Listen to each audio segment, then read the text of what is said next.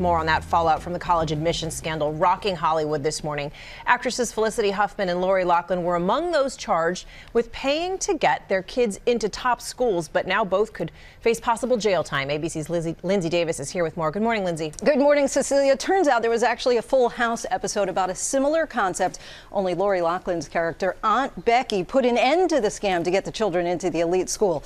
In real life, however, officials say that she and fellow actress Felicity Huffman were willing to spare no expense to get their children into their dream schools. This morning, two of Hollywood's brightest stars are now facing major jail time in a college admissions cheating scandal that's rocked the country. Both women, Felicity Huffman and Loughlin, are accused of conspiracy to commit mail and wire fraud, all to help their daughters gain access into elite colleges. Huffman is an Emmy winner and Academy Award nominee known for playing Lynette Scavo in Desperate Housewives. Aren't we just the parents of the year, sitting in the stands waiting for our son to fail so we can weasel out about bribery scandal? 2 bribery scandals. Gotta count the batting helmets. Now she's playing the role of defendant. On Tuesday, she faced a federal judge. Her husband, Shameless star William H. Macy, was seen walking into the hearing. The couple has been married for 2 decades, and they have 2 children. Macy sat in the front row. She's now out on $250,000 bail. You asking for a bribe? You pretending you're above that? I'll get my checkbook. The actress is accused of bribery in real life, allegedly paying an admissions consultant $15,000 to ensure that a proctor would improve her daughter's test scores. In the end, a 400-point jump over her PSAT score. In 2017, Huffman posted this image of her daughter and husband during a college tour on Instagram. Also embroiled in the scandal, Loughlin, the actress who rose to fame on Full House, playing the kind-hearted role model, Aunt Becky. I just want the best for my little boys, that's all. Sweetheart, I know you want what's best for them, but you know what? Maybe the fast track isn't it. I mean, Nikki and Alex are normal, healthy kids, and whatever track they're on, they seem to be doing okay.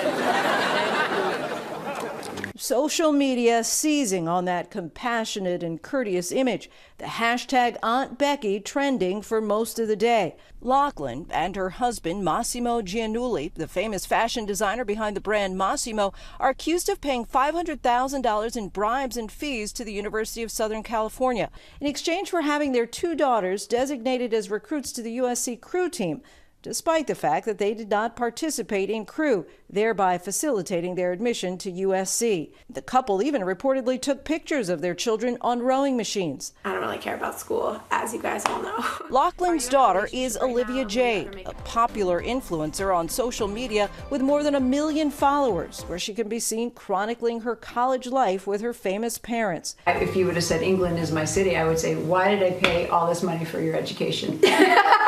She's even used her status as a college student to get sponsorships, including this one from Amazon, posted in September. Loughlin has now flown back to the United States from Canada and is expected to turn herself into authorities. If convicted, some legal experts estimate that Loughlin could face as many as 46 months and Huffman as many as 18 months behind bars. Meanwhile, many parents and students are outraged learning about this scheme, especially with student loan debt at an all-time high of $1.5 trillion, guys. Yeah, it makes you wonder how many students missed an opportunity to sit in a classroom because of this. Lindsay, thank you. Joining us now, a former college admissions officer at University of Rochester, now working with families as a college counselor, Davin Sweeney, and Dan Abrams is back. Good to see you both. Davin, let's start with you. So many watching this, and the question this morning is the system rigged? Can kids of lesser means, can students who don't have it all get a fair shake? No, they can't, but not necessarily because people are bribing admissions offices to the tune of millions of dollars. You know, I mean, I think that unfortunately we live in a system of an unequal system of education in this country that provides access opportunity to people that have the money to afford that access opportunity in a variety of extremely legal ways. Well, yeah, let's walk through some of them. We can all agree it's wrong to have someone correct your SAT scores, but we know that wealthy kids can get intensive coaching. We know that wealthy kids can get intensive coaching to even rewrite their essays, and it's completely legal.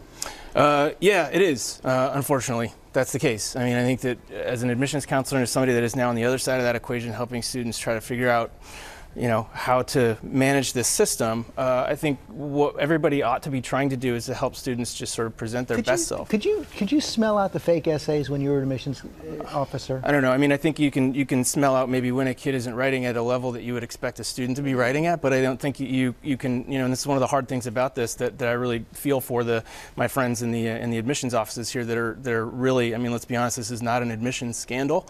This is a greed and coaching scandal. Right. And so I really feel bad about the fact that it very much appears like my colleagues in the USC admissions office really got took, as it were. So and it is always difficult, and I do tell families that we have to kind of be a sleuth in the admissions office when we're reading applications to try to understand, okay, what version of this kid is it? And you hope that it's just the best looking version of it, not a fully fake version. In this particular case, the parents were faking their children's disabilities and ethnicities, which is so egregious that they were trying to game the system.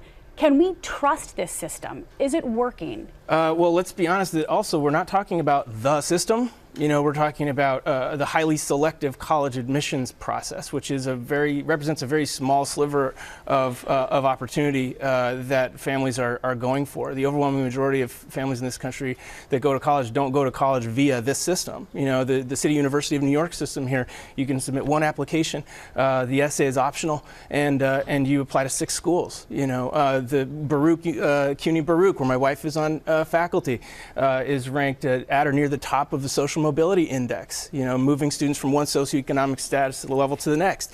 I think those are the kinds of rankings we should be paying attention to.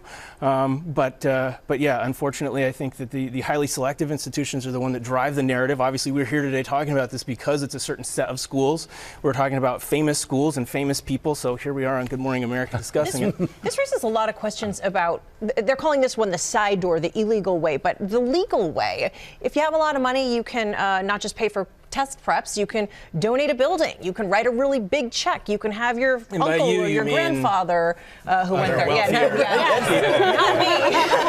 As you sip your coffee. Look that I could. Yeah. We'll see if the check clears after this. But there are legal ways to curry favor. What's the difference here, Dan? Well, look, there's definitely a legal difference. In one, there's much more transparency. There's much more of an ability of a school to make a decision based on the facts as they know them.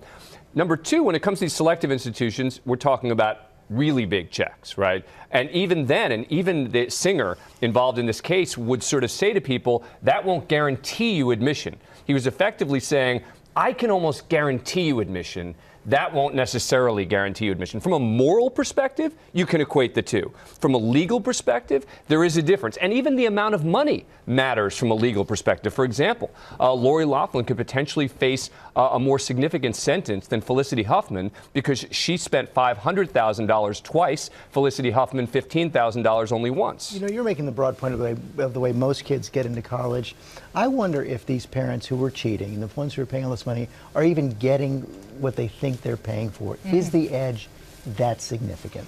I mean, look, as a representative of one of these organizations that will help people navigate the college admissions process, I think step number one is beware anybody that offers a guarantee.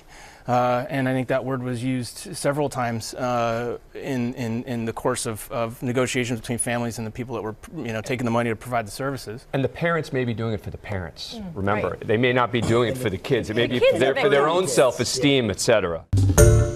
Hi everyone, George Stephanopoulos here. Thanks for checking out the ABC News YouTube channel. If you'd like to get more videos, show highlights, and watch live event coverage, click on the right over here to subscribe to our channel, and don't forget to download the ABC News app for breaking news alerts. Thanks for watching.